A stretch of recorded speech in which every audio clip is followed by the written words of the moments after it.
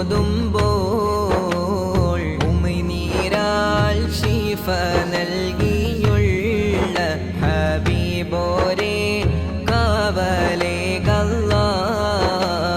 പലജാതി രോഗം പടരുന്നീ ലോകം പതറി നിൽക്കുന്ന നേരത്ത് തണിയായ മുത്ത് നൂറിൻ ഹഖീനാൽ ശിഫ നൽകി